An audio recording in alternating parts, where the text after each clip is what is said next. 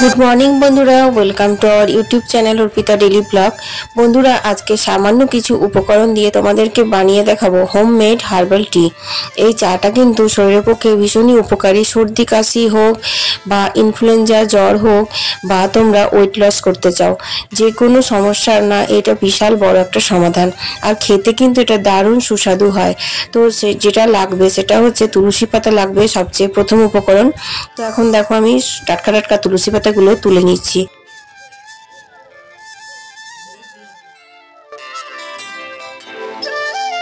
তুলসী পাতাগুলো ভালো করে জল দিয়ে ধুয়ে নিলাম। তারপর নিলাম 5টা লবঙ্গ আর নিয়ে নিলাম একটু আদাটা আমি একটু ঘষে নিয়েছি।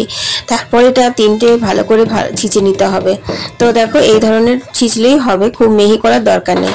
এরপর আমি যেহেতু 1 কাপ বানাবো হার্বাল টি, তার জন্য আমি 2 কাপ জল দিলাম, তার মধ্যে আমি এই পেস্টটা দিয়ে দিলাম। এরপর এটা খুব ভালো করে ফোটাতে হবে। দেখো কোনো রকম আমি কালার ইউজ করিনি আর কোনো রকম চা পাতাও দিইনি, কিন্তু কালারটা কি সুন্দর হয়েছে না। তারপর একটা তেজপাতা 2 টুকরো করে আমি এর মধ্যে দিয়ে দিলাম। তারপর খুব ভালো করে নাড়িয়ে নাড়িয়ে ফোটাতে হবে। 2 কাপ জলটা আমাকে 1 কাপ করে নিতে হবে। তারপর দেখো এখানে লাগছে হচ্ছে মধু। তো বন্ধুরা, মধু, তুলসী পাতা এগুলো যে কতটা উপকারী শরীরের জন্য সেটা আশা করি আমাকে আর বলে দিতে হবে না। তো দেখো এখানে কিন্তু চাটা রেডি হয়ে গেল। এরপর যেরকম আমরা চা ছেঁকে নিই সেরকমই ছেঁকে নিলাম। আর কালারটা দেখো কত সুন্দর হয়েছে, মনে হচ্ছে যেন আমি চা পাতা দিয়েই চাটা বানিয়েছি। এরপর আমি এর মধ্যে 1/2 চামচ মধু অ্যাড করে নেব। তো যাদের সুগারের সমস্যা আছে তারা যদি সর্দি কাশি ক্ষেত্রে বা ওয়েট লস করার ক্ষেত্রে এটা খেতে চাও চাটা, তাহলে মধুটা একটু স্কিপ করে যেতে পারো। তাতে করে কিন্তু কোনো রকম অসুবিধাই হবে না। তো দেখো আমার হার্বাল টি পুরো রেডি হয়ে গেছে। এত সুন্দর গন্ধ আর খেতেও কিন্তু ভীষণ ভালো লাগে। খুব সর্দি কাশি করেছে, তার জন্য কিন্তু আমি হার্বাল টিটা বানালাম। তোমরা যারা ওয়েট লস করার জন্য খাবে তারা এতে অর্ধেকটা পাতি লেবুর রস অবশ্যই দিয়ে দিও। আর দেখো এখানে লাল শাক কাটা হয়েছে আজকে দুপুরে। আর এই যে দেখছো এটা লাফুরি বলে রান্নাটাকে। এটা খুবই ঠান্ডা রান্না। এর মধ্যে রয়েছে দেখো এই যে শসা রয়েছে, পুঁই শাক, কুমড়ো, আলু আর ছোলা। তো এই রান্নাটা গ্রীষ্মকালের কিন্তু একদম দারুণ একটা রেসিপি। আর এখানে আম কেটে রেখেছি, আম মুসুরি করব। তো চলো তরকারিটা চাপিয়ে নিই। এরপর দেখো এখানে আমি দিয়ে দিলাম হচ্ছে সর্ষের তেল। তো খুব বেশি তেল মশলা এতে একদমই যায় না, খুব হালকা রান্না। এরপর শুকনো লঙ্কার 5 ফোড়ন দিয়ে দিলাম ফোড়নের জন্য, আর দিলাম একটু হিং। হিংটা কিন্তু মাস্ট, হিংটা না দিলে এর গন্ধটাই আসবে না আসল। তারপর দিয়ে দিলাম আলুগুলো।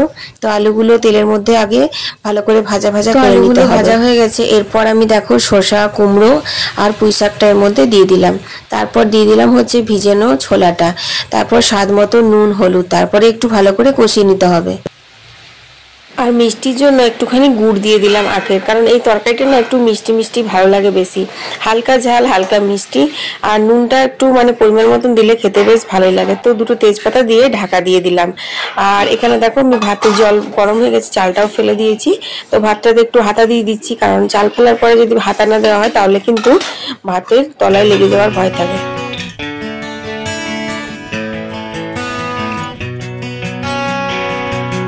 তো বন্ধুরা, আমি তরকারিটা বসিয়ে দিয়ে না স্নানটা করে নিলাম, কারণ আজকে হচ্ছে রামনবমী। তো ভাবলাম একটু স্নান টান করে পুজো দিয়ে দেবো। কারণ হচ্ছে যে কালকে এমনিতে মঙ্গলবার ছিল, পরশু সোমবার ছিল। তো মঙ্গলবার করেছিলাম, মঙ্গলবার করে তো তার পরের দিন স্নান না করে খায় না। তো ভাবলাম আজ রামনবমীর দিন তাহলে একটু পুজো দিয়েই দেবো। আর উঠোনটা দেখো কত রোদ চলে এসেছে। এখন মাত্র 10টা বাজে, কিন্তু এত রোদ যে আমি দাঁড়িয়ে একটু জলও দিতে পারছি না ঠিকঠাক করে, মানে মনটা দিতেই পারছি না। তো যাই হোক, এখন আমি ঠাকুর ঘরে যে নিত্য পুজো সেটা করে নেবো। আর আমাদের যে হনুমানজি ফটো আছে সেখানে একটু ধূপ দ্বীপ দেখিয়ে দিলাম। আর এখানে খুব ধুমধাম করে রামনবমীর পুজো হয়, কিন্তু আর যেতে পারবো না জানো, এত রোদ গরম না। আর বুবলার তোমার আজকে ছুটি আছে, কিন্তু ও তো রোদ ভোগ করে। তোমার হয়তো টিউশন যেতে হয়, রোদে রোদে স্কুল থেকে আসতে হয়। সেজন্য ওকে আর বললাম না যে ক্যামেরা করার জন্য শুধুমাত্র ওখানে যাওয়া। তো পুজো হয়ে গেল আর এখন বাজে হচ্ছে 10:30। কলের জল চলে এসেছে। তো চলো কলের জলটা নেব। আর এদিকে আমি তরকারিটা তো বসিয়ে দিয়ে গেছিলাম, তো তরকারিটাও হয়ে এসছে মনে হয়। জলটাকে পাইপগুলো সেট করে দিই, তারপর হচ্ছে এদিকে তরকারিটা দেখবো। আর দেখো আজকে এই নাইটিটা, এটা আজকে ভাঙলাম। এটা পয়লা বৈশাখে পরার জন্যই নিয়েছিলাম, কিন্তু পয়লা বৈশাখের দিন পরার সুযোগ হয়নি। তো ভাবলাম আজকেই পরি, আজকে রামনবমীর দিন। তো চলো জলটাকে নিয়ে নিগা।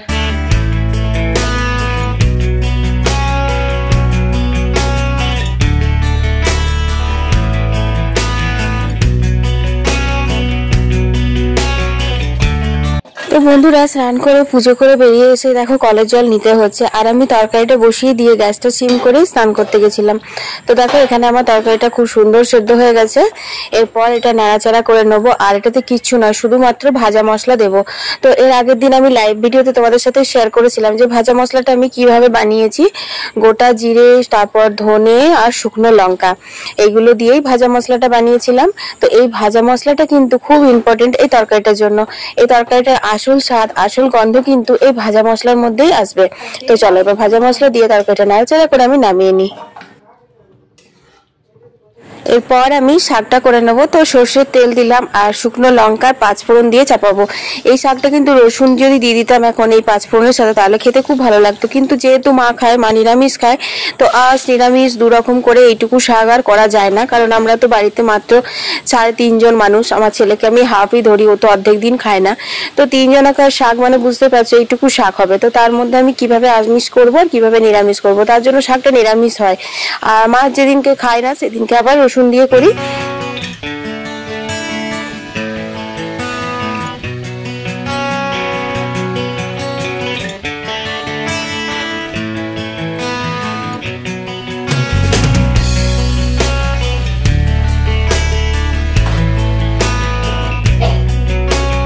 তো শাকটা যতক্ষণ হবে ততক্ষণে চলো কলের জলগুলো ভরে নি।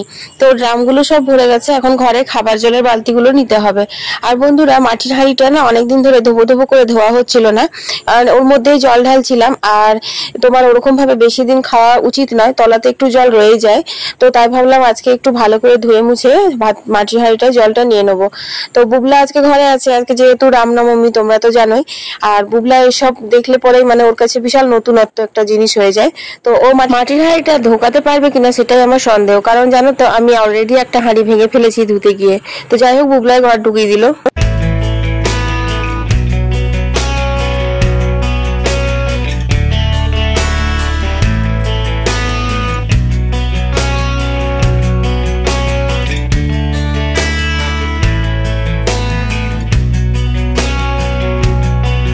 কলের জল নেওয়া হয়ে গেছে, আর এখন দেখো আমার ভাতটাও হয়ে গেছে। তো ভাতটা আমি একটু ফ্যানটা ঝরিয়ে নামিয়ে নেব, আর এদিকে শাকটাও হয়ে গেছে। কিন্তু বন্ধুরা এখন বাজে জানো 11:30। সেই যে পুজো করে বেরিয়েছি, তারপর যে কলের জল আর একদিকে রান্না বান্না করতে শুরু করেছি, এখনো পর্যন্ত কিন্তু আমি জল খাবার সময় পাইনি জানো। তো এবার আমি শাকটা নাড়াচাড়া করে আর গ্যাসটা অফ করে আগে আমি একটু কিছু খেয়ে নেবো, তারপরই কিছু করব। কারণ হচ্ছে আমি পরপর 2 দিন উপোস করেছি, সোমবার আর মঙ্গলবার। তো আমার আর শরীরটা সত্যিই চলছে না।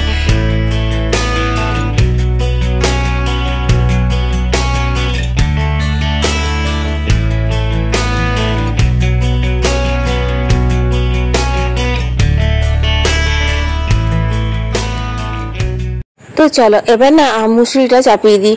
তো দেখো মুসুর ডাল দিয়ে দিলাম আর পরিমাণ মতন আমি জল দিয়ে দিলাম। মুসুরিটা কিন্তু এই গ্রীষ্মকালে খেতে খুবই ভালো লাগে বলো, আর একটু যদি পোস্ত হয়। তো যদিও আজকে আলু পোস্ত করবো না, আজকে তো কি করবো তোমরা দেখতেই পাবে। তো কাঁচা আমগুলো দিয়ে দিলাম, তারপর দিয়ে দিলাম স্বাদ মতো নুন, একটু হলুদ আর একটু সামান্য কাঁচা সর্ষের তেল। মুসুরিতে কিন্তু একটু মিষ্টি দিতে হয়, কিন্তু যেহেতু বুবলা বাবার মিষ্টিটা চলবে না, তার জন্য আমি ডালটা রান্না করে ওর জন্য তুলে নেব, তারপর আমাদের জন্য একটু মিষ্টি মিশিয়ে দেবো। তো মিষ্টি টক এই ডালটা খেলে কিন্তু দেখবে মুখের স্বাদটাও খুব সুন্দর ফিরে আসে। আর এখানে দেখো বন্ধুরা ছানার কোপ্তাটা আমার রেডি হয়ে গেছে। এত সুন্দর মানে টেস্ট হয়েছিল যে কি বলবো, আর কালারটাও জাস্ট অসাম এসেছে। আর দেখো কোপ্তাগুলো কত বড় হয়ে গেছিল। আমি কিন্তু এই রেসিপিটা লাইভ ভিডিওতে শেয়ার করে দিয়েছি তোমাদের সাথে, তোমরা যদি না দেখে থাকো তাহলে আমার লাইভ ভিডিওটা দেখে নিও। টাইটেল আর থাম্বনেল আছে ছানার পানি দিয়ে ছানার কোপ্তা। যেহেতু আমি ছানার জলটা ফেলি না, ছানার জলটাও ইউজ করি। কিভাবে কি ইউজ করেছি তোমরা সেটা দেখলেই জানতে পারবে। আর এখানে দেখো ডালটা তো একটা সিটি দিলেই হয়ে যায়, মুসুর ডালের কুকারে কিন্তু বেশি সিটি দিতে নেই। তো এখানে ফোড়ন দিয়ে দিলাম, 5 ফোড়ন আর শুকনো লঙ্কার ফোড়ন দিলাম। এতেই কিন্তু মোমো করছে সারা বাড়ি আম ডালের গন্ধটা। আর এখানে দেখো বুবলার বাবার জন্য আমি তুলে রেখে একটুখানি চিনি অ্যাড করে দিলাম। তো যেহেতু ডালটা গরম আছে একটু কেটে দিলেই হয়ে যায়। তো মিষ্টি টক এই আম ডালটা খেতে জানো তো গ্রীষ্মকালে দুপুরে দারুণ লাগে। তো যাই হোক আজকের আমার মেনু হচ্ছে এটাই, যে আম ডাল হলো, আর এখানে তেল লঙ্কা ফোড়ন দিয়ে আলু সেদ্ধটা মেখে নিচ্ছি। তেল আর 5 ফোড়ন আর শুকনো লঙ্কা একটু খড়িয়ে নিয়েছিলাম, এরকম করে আলু সেদ্ধ খেতে কিন্তু খুব ভালো লাগে। লাগে। তো দেখো আলু সেদ্ধটা মাখা হয়ে গেছে, এখানে আমডাল রেডি, আর এখানে আমার লাল শাক ভাজা, আর হচ্ছে এই যে স্বাদের লাফুরি, এই লাফুরিটা খেতে খুব ভালো লাগে, আর এই যে ছানার কোপ্তা কারি। তো আজকে দুপুরে নিরামিষ লাঞ্চ মেনু আমার এটাই, কিন্তু রামনবমী স্পেশাল। বুবলা তো বাড়িতে আছে, আর সকাল সকাল স্নান করে নিয়েছে। কটার সময় জানো? 11:30টার সময়। আর 11:30 থেকে আমাকে খেতে দাও খেতে দাও খেতে দাও করছে, তখন তো রান্নাই হয়নি। তো দেখো বুবলাকে আমি এখানে খেতে দিয়ে দিয়েছি। তো লাঞ্চ থালিটা আজকে কেমন লাগলো অবশ্যই কমেন্টে জানিও। রামনবমী স্পেশাল লাঞ্চ মেনুর সাথে সাথে কিন্তু রোদটাও দারুণ দিয়েছে, স্পেশাল রামনবমীর রোদ, জানো তো। কাপড় চোপড় পুরো একদম দেখো খড়ে যাচ্ছে, তো কাপড়গুলো তুলে নি। আর বন্ধুরা, তোমরা এতক্ষণ ধরে যারা ভিডিওটা দেখছো তাদেরকে আমার তরফ থেকে অনেক অনেক ভালোবাসা আর অনেক অনেক ধন্যবাদ। আর একটা রিকোয়েস্ট করবো, ভিডিওতে লাইক দেওয়ার সাথে সাথে আমার ভিডিওটা কিন্তু একটু শেয়ার করে দিও, ঠিক আছে? তোমাদের হোয়াটসঅ্যাপে স্ট্যাটাসে বা ফেসবুক অ্যাকাউন্টে শেয়ার করো বন্ধু বান্ধবদের সাথে। আর খাওয়া দাওয়ার পর এখন বাজে 4:45, 4:45 সময় যে কি বিশাল রোদ থাকে সেটা আর বলে দেওয়ার নয়। কিন্তু কি করবে, বুবলার স্কুল ছুটি আছে, কিন্তু টিউশন তো ছুটি নেই। তো এখন বুবলা টিউশন যাচ্ছে। বাঁধলি না মুখে এটা?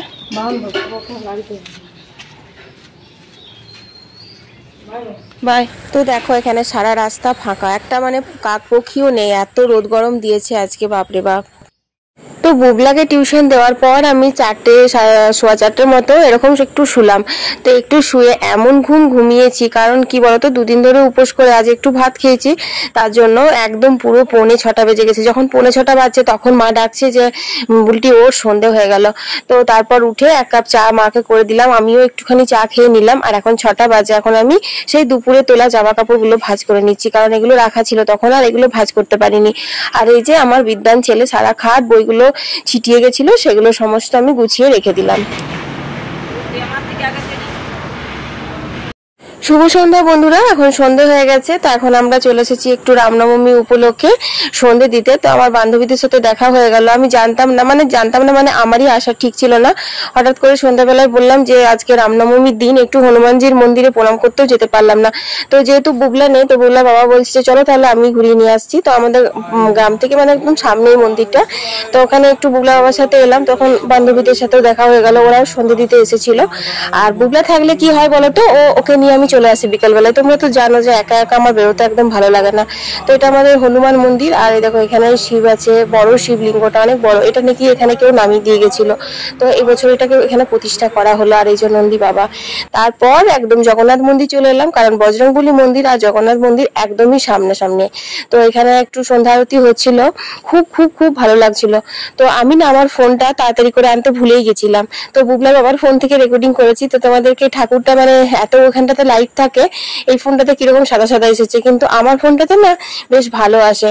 তো যাই হোক, জগন্নাথ দেবের মন্দিরটা আমি অনেকবারই শেয়ার করেছি, আর আমি আবার শেয়ার করবো আবার যখন আসবো। তো এইভাবেই সন্ধ্যাটা একটু কাটালাম।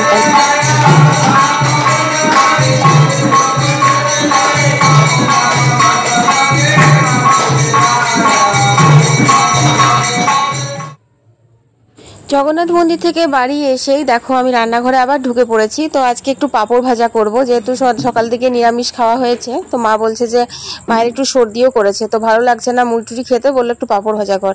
তো এত জল তেষ্টা পেয়েছে কি বলবো। তো জল খেতে খেতেই আমি তেলটা দিয়ে দিলাম। তো এখন এই পায়েন্সের পাঁপড়গুলো ভেজে নেবো, চলো।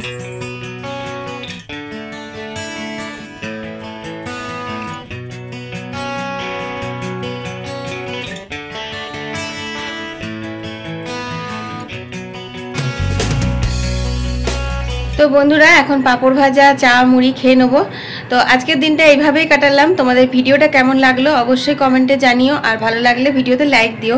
আর হ্যাঁ, বন্ধু বান্ধবদের সাথে শেয়ার করতে একদম ভুলো না, ফেসবুক, হোয়াটসঅ্যাপে। তো চলো, কাল আবার একটা নতুন গল্প, নতুন দিন, আমার জীবনের একটা নতুন অধ্যায়ের ভিডিও নিয়ে তোমাদের সামনে হাজির হয়ে যাব। আমি অর্পিতা, তোমাদের অর্পিতা। সবাই খুব ভালো থেকো, সুস্থ থেকো, টাটা।